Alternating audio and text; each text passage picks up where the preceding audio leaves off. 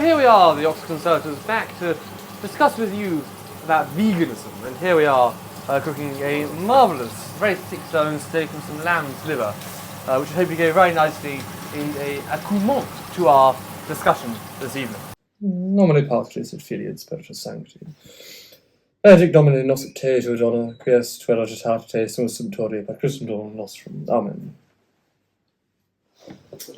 Marvellous. Archibald, I'm looking forward to discuss veganism with you. Oh, likewise. It should be good fun, especially as you enjoy this rather meaty steak that you've managed to cook up.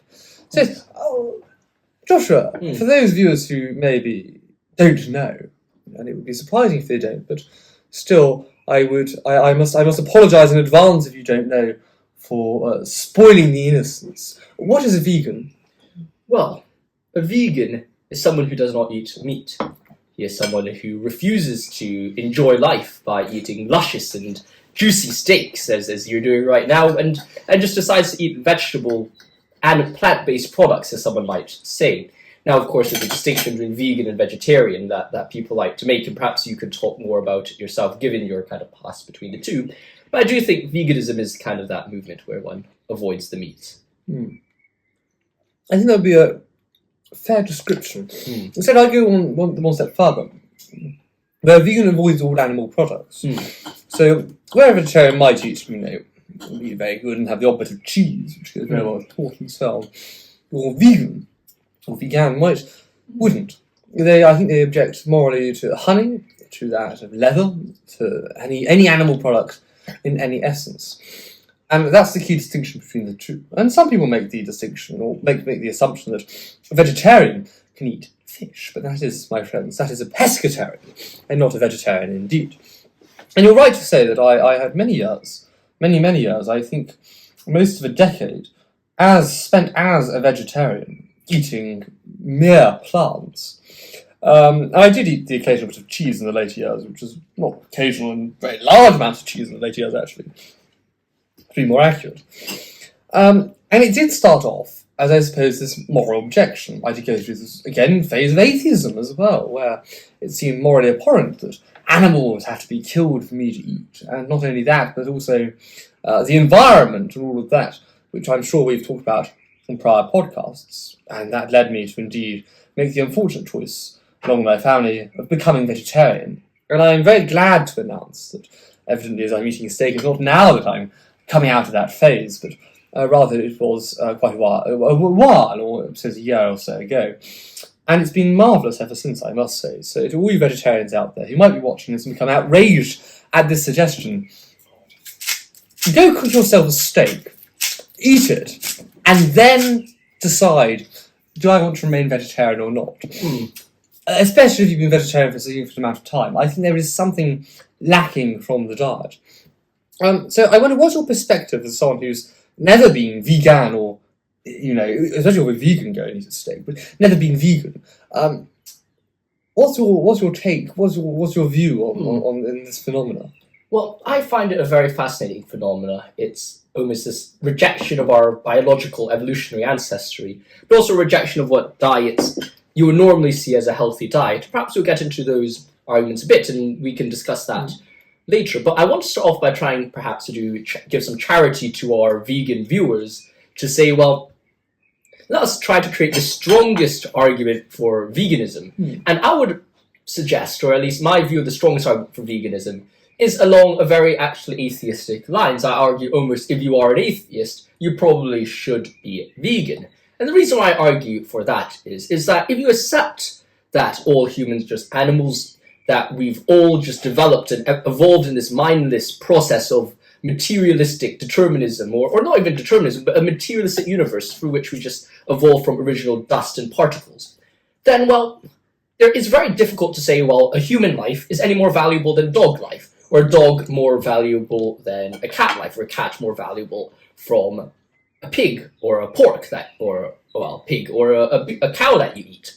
And as a result, by making these distinctions between the value of life between a human and a cow, per se, and you say, well, actually, on an evolutionary perspective, I cannot make a distinction between the two, then the argument would seem to follow that, well, surely if I'm not willing to eat other humans as a moral a priori fact, then Likewise, I should not be able to eat animals as an a priori fact. But indeed, you make this argument from atheism to veganism. But indeed, is it an a priori fact that an atheist should indeed believe that they shouldn't eat other humans? Well, because we face the argument from morality that God necessitates morality, and without God, it is absurd that there is no sense, perhaps, perhaps Sartre might say or something, that everything is absurd, and therefore there's no intrinsic meaning behind something. So in this case, there's no reason for me not to eat other humans. There's no reason for me, there's no moral code that exists that says I shouldn't eat this animal because I'm an animal too. And thus, if we lack objective morals, is it any reason indeed not to eat other animals and indeed to be vegan? So I'm not sure that this strong objection, as you point out, would stand even from the atheistic mindset. Well, I think there's why the granting of the a priori fact is so important. Because when we're thinking about what we mean, or what I was trying to say by the a priori fact, is that before we could even get to the table, there are certain moral laws that we have to grant before we even try to make any further argument, these rules or these moral axioms per se. Now, of course, I do take your point to say, well, according to the moral argument, for God, one cannot have that objective standards to say eating other humans is wrong. But I would argue that most people who do come to the table, regardless of what philosophical background they have, what philosophical arguments they have for those moral facts, would say that cannibalism, eating other humans, is wrong. Now, I don't think there is a strong reason to justify that under atheism, because I do agree with the moral argument for God. But I think if we do grant the everyday atheist, the everyday vegan, you do follow those same arguments where they say human rights are human rights and they are intrinsic in some ways, almost kind of they appeared out of nowhere. They just exist by pure chance. But even if we granted that, I think veganism argument kind of goes forward, and perhaps one could even strengthen it even further to say, well, humans, you say that eating dogs are bad. Why can't you eat a cow but not a dog? Now, of course, for someone like me, I would say there's nothing different between the two, and I have to make a disclaimer that I'm not saying that because I'm Chinese, but truly because I think there is no difference. But I do think that would be the stronger argument. If one says a dog and a cow is no different, there's an argument there. But I would agree with you. Even as a vegetarian, I took the stance that no, why should you eat a cow? You wouldn't eat a dog. I think the argument plays into the playbook. And obviously now we're discussing the argument of veganism, but as a meat eater, as soon as I turned back, I'd see no problem with eating any sorts of animal, for morally, it's all the same, as you rightly point out. There's no differentiation between eating a dog or eating a cow. They're both animals, and thus if we eat one, we should have no objection to eating the other. And I think it's in this sense where how we are to judge a good argument comes into play. Because, indeed, the atheist might have this perception of morals, which I would then argue comes from God, but it's not a good argument to make of objective morals without God. Indeed, we haven't made the good argument here. Indeed, it's not a good argument to argue that there's a distinction between cat, dog, and cow. There's a distinction why we morally can't eat two, but can eat one of them. So, in this sense, I think we must define this good argument, if there is indeed a good argument for veganism. And the only one I can put out is perhaps this utilitarian sense, which goes further than just saying utilitarianism counts for humans, but indeed animal suffering too. And in this case, no one should suffer, because that is what achieves the greatest happiness. And therefore, us eating animals is causing suffering, and therefore we should not eat it. But I think it's very easily disproved when we disprove that of utilitarianism. So these morals that seem to be professed by the vegans all rely on more complicated and structural moral theories behind them. And if those moral theories do not have credence, there's therefore no good reason to be a vegan. And I wonder what you think to that. I think your example of veganism, excuse me, veganism and utilitarianism is a very interesting argument.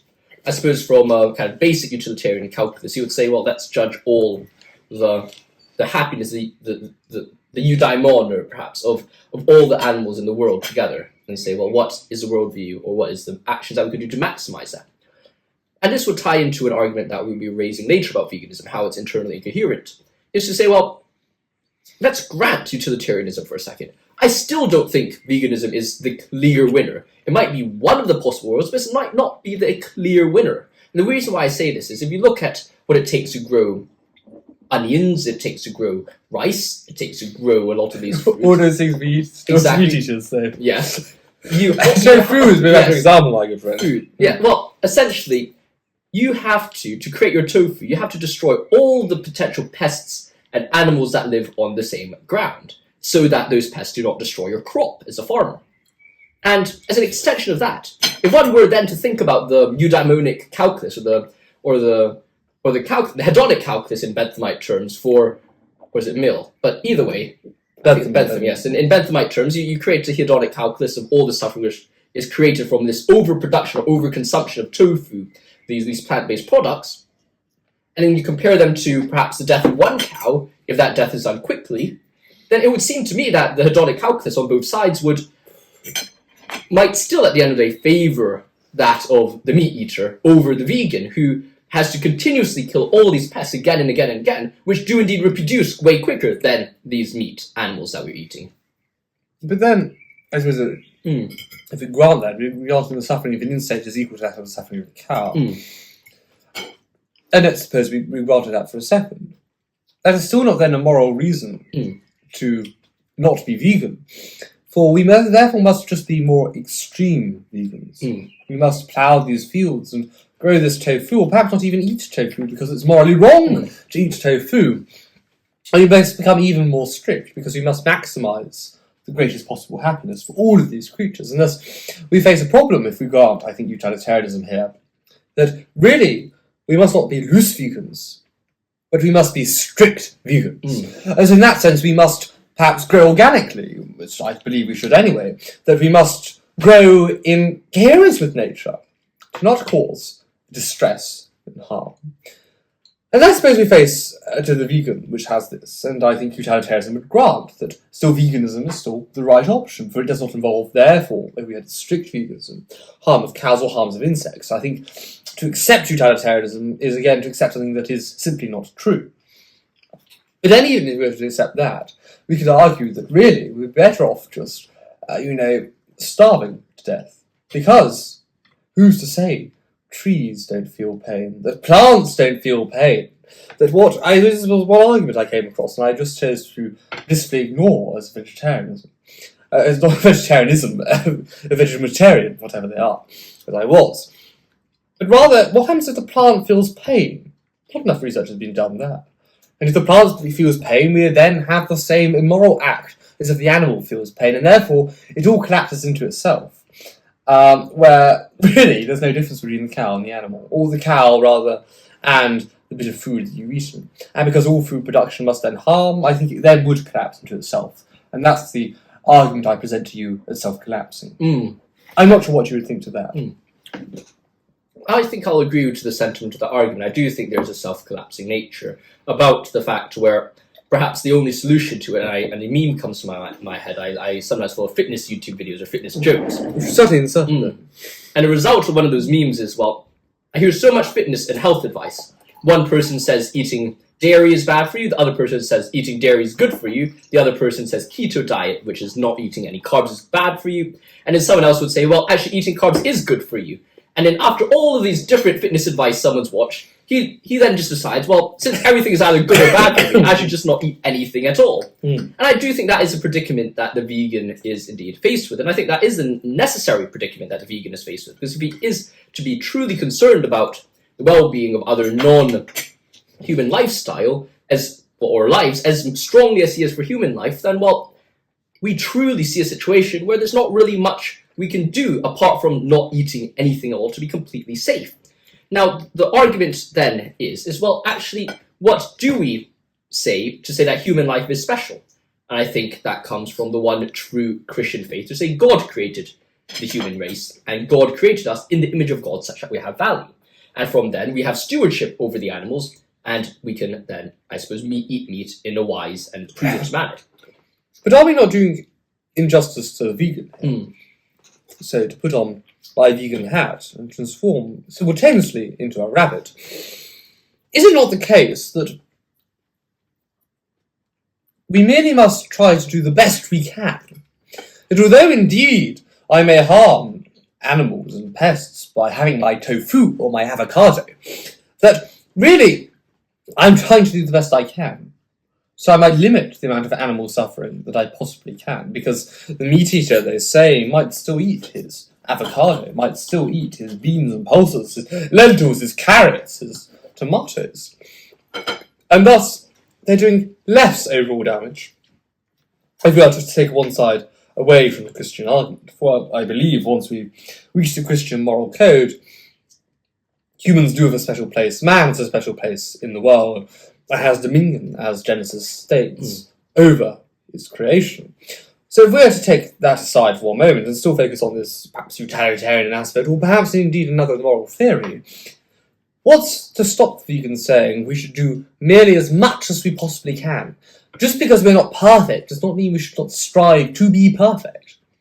And in this sense, the meat eater does worse. How would we perhaps respond to that? If we can, indeed. Well, I think that leads to an ad infinitum regress. I think when someone tries to appeal to a moral code by saying, well, I cannot go further just because, well, my human frailties stop me, that's not a good excuse for a moral code. It's just, for example, writing a code in your right to clause. You see in negotiations where people write this massive clause of maybe a prenup, a premarital kind of a prenuptial agreement.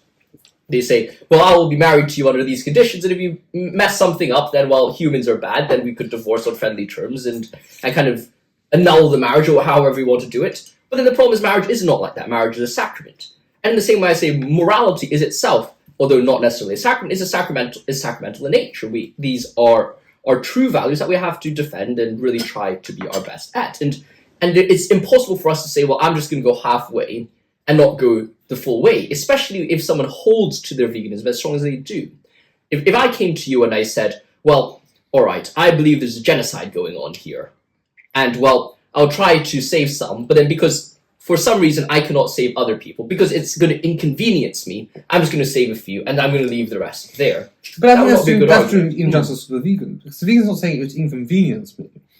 It's more there's a hard limitation on they cannot actually do more. Well, if we accept that, as a vegan might prosper. Well, I would disagree with that argument, and the reason why I would disagree with that argument is to say that there are a lot of ways in which humans can live without such kind of damages to the environment, without such damages to people in general. For example, if I try to grow some mushrooms perhaps in my garden, I can perhaps grow a whole mushroom patch without the need to rely on the death of animals or anything like that. I could grow my own food in a sustainable way. Now you could say, well, is that... As the vegan says. Well, as the vegan says. So if I follow their argument and you can actually do these things, then, well, why not go and do it? Yes, it might take some more time, but, well, you're the one who actually wants to use your time to care for it. You see this again. I believe I converted you to veganism. Why not do it? Why not just go and grow your own mushrooms? You see, why are you here eating meat? Because you've caused more suffering than the mushroom grower.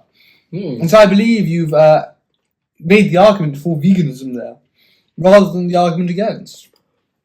My dear friend, I have to say, the steak tastes absolutely delicious, and this liver tastes absolutely delicious as well. And even if it did come from a lamb. I do not worry about it. And that comes back to my initial point, that I believe the Christian set of values is the fundamental set of values here that we have to base all our ethics on. Because I do agree that if we are going to get rid of that Christian basis, then all your arguments will be correct. I believe that that veganism would seem to be the only possible solution, coherently. Well, I argue it wouldn't. I go one step further. Even if we were to ignore this Christian moral sense, this would be, I think, frankly ridiculous to do. we could still solve it, because I think the fundamental objective end of it is really, if the death of pests or animals or insects is equal to my suffering, then my death, to stop the death of few thousand creatures in my time, or a few million or hundreds of thousands of creatures in my time, it would surely be better to kill myself. And thus, we face the ultimate end of the veganism argument, and this construct of perhaps utilitarian basis, which includes insects and the like, where the vegan has to simply cease to exist for it to therefore be moral. And that, I argue, is an affront to reality. And that is why I argue it fails into itself, rather than simply relying on the symptom of good taste. But I think it is, indeed, that level of intuition, where I have, I suppose, a piece of lamb's liver on my fork. And by jingo, does it taste good. And it is that nature which I think lends its credence and lends its intuitive basis for eating the meat itself.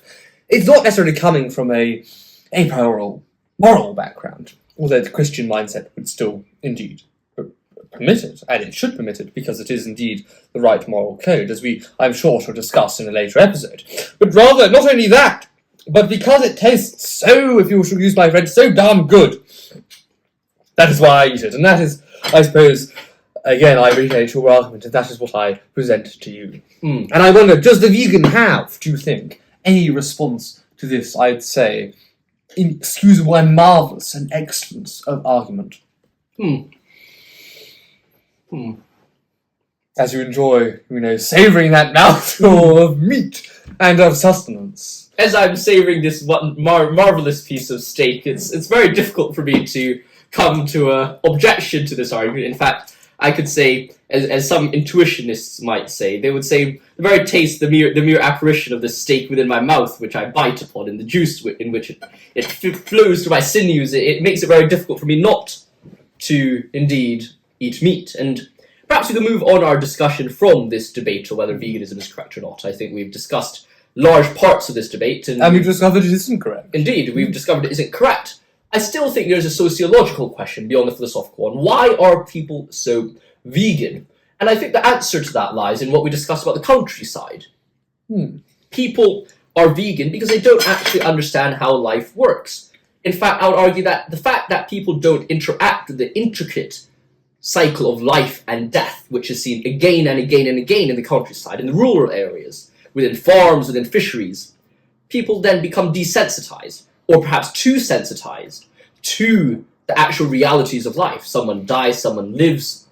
Societies become very soft. There's not a war going on every 10 years. There's not a conflict going on every 10 years. Death is very far away, and even when one does occur, as we see in our present world, in the sorry state of what's going on in the Middle East, that is still very far away. It's not what people we know. It's not people who we know who die. It's just this abstract concept. And the conclusion of that situation, the conclusion of that world, is that, well, when people see a cow getting killed on screen, when they see a fisherman smashing a fish's head with a baton to kill it instantly, they say, this is horrible. I cannot possibly view that as a humane way to live. When in reality, if you're a fisherman yourself, if you're a farmer, you realize that that is the most humane way to live. And indeed, there are meat eaters, as you and I are, who would still be outraged at having to kill a fish or kill a cow. But that is where I suppose I equally drew a moral argument as a vegetarianism. Because, as a vegetarian, I, again, would morally object to killing an animal, and I speak to many people who ate meat. And they also say, I'm fine with it, but I wouldn't want to kill the cow. I wouldn't want to kill the fish. I'd feel, wrong for doing that. And to me, that is, again, a moral contrary term, really. Because if someone is not willing, as I am now perfectly happy to do, go and kill the fish, go and kill the cow to harvest the meat, if someone isn't willing to do that, then, really, they contradict you in one of the two senses. Because if they believe it's morally wrong to do it, they therefore shouldn't be eating meat under their moral code. But indeed, if their moral code is not right, they should be happy to go and morally butcher the animal. And as a vegan might remain more morally coherent here by simply saying, because I wouldn't, I shan't eat it. But indeed, I think that then comes to the desensitization, as you talk about, or rather sensitization, or rather becoming rather adjourned, rather, far away from what happens in the reality of life. It really makes people think, well, oh no, that's just terrible, they have to kill the cow. But I'll tuck into my nice steak and kidney pie. It is a rather silly thing. We should be knowing it's a steak and it's a cow. This cow has been killed to make my steak and kidney pie.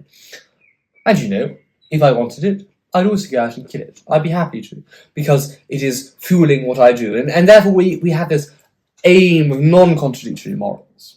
But it's so easy, I think, in the modern world, especially as discussed in the countryside, to be removed from that, to not realise it's not particularly pleasant seeing a cow being killed, but something that simply must be done if we wish to eat. And it's a cow itself, in the full body, can feed near 1,000 people a meal each. And that is a darn sight more than any vegetable can do. So I therefore commend you the option of eating this meat. And I wonder what you say to that. Is there a vegan response to this? Indeed, and I think not.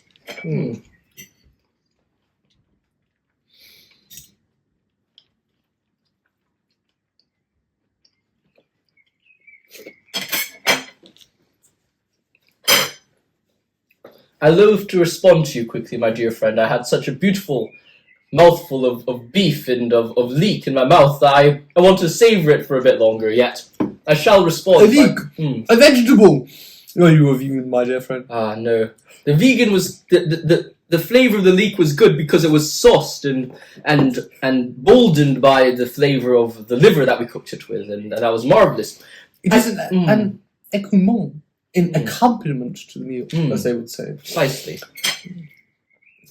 I'm not sure exactly how a vegan would respond to that. I suppose a vegan would respond, I assume, by saying something along the lines of, well, alright, you've got me there on that one, in the sense that I'm unwilling to kill a cow, or I'm unwilling to kill a cow, and therefore I don't eat meat. But then I think their response would purely be the one of internal consistency. They would just argue, well, I'm being consistent. That you would say, yes, you meat eater is inconsistent because you cannot kill the cow that you eat, but I wouldn't kill the cow and I wouldn't eat it as well. But then I would make the further argument against that vegan claim is to say, well, would you be a farmer? Would you kill all the moles which live on your field? Will you then go kill all the pests which harm your produce?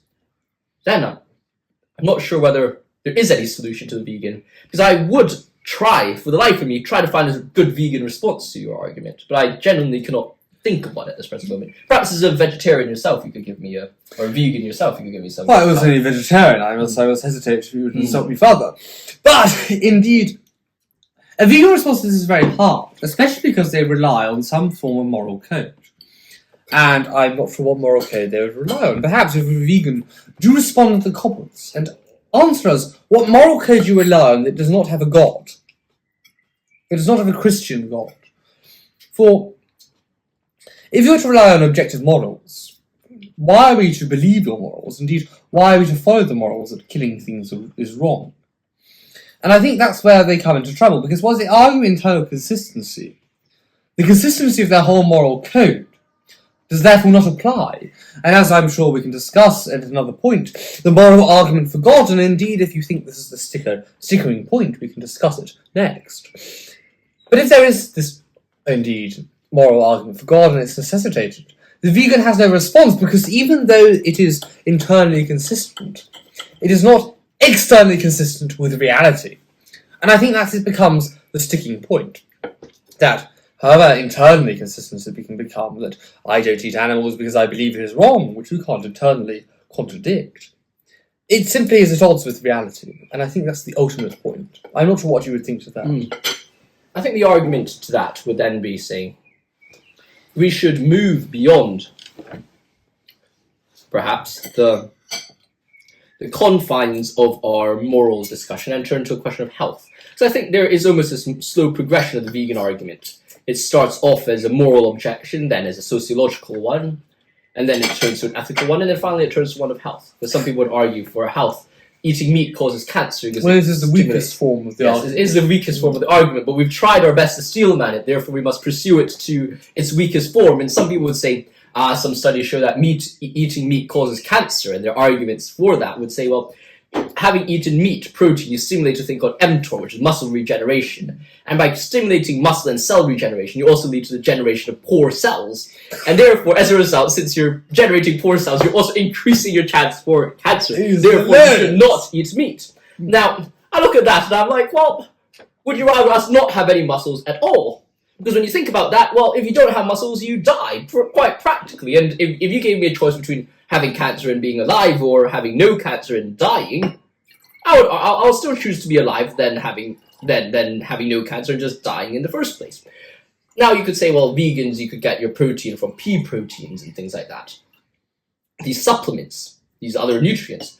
But I would like to make the case that the very appeal to supplements is a false one. You cannot argue saying I can have a healthy diet with supplements, because the very definition of a supplement is that your diet originally is not sufficient, and therefore you need a supplement. It's like if someone said, I need a calculator to do my math.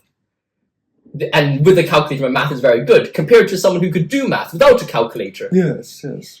The supplement, precisely, by definition, means that your original diet was not good, so I don't know how this argument And all vegans see the need, and see vegetarians see the need to replace these things which you get from meat. Perhaps B12 is a marvellous example, or even that of protein. Where do we get our protein? Well, I get it from beans now, and I have to take the supplement of B12 to, have those bits that I'm missing from my diet. So I think once you move the moral argument to it, why bother having the supplemental diet of the vitamins and tablets one needs to take? And one can simply have it in its natural form. It is, as you say, seems contradictory. I think even in its weakest form of the argument for health, that a vegan diet alone is not healthy unless you take XYZ supplement that may come from a plant source, but ultimately is artificially created. And you can find simply in the good old animal that one eats. And to that I say, I cheers you with another piece of meat. I cheers you with the wine that indeed may not, I don't think it is vegan at all. And I cheers you with that, and I say, go cook yourself a steak. Go cook yourself a piece of meat. Go, I think, look at the science, and indeed look at your moral theory. And then come back to us and say, I shall still remain vegan. I shall be very interested indeed to hear your answer. Do comment below, and if you want to have a conversation with us, and you're in Oxford perhaps, do get in touch, and we'd be more than happy to discuss this out in the realms of free speech in which we so believe as per our episode. And to that I say, cheers. Cheers. Cheers to eating meat. Cheers to meat. Cheers to meat.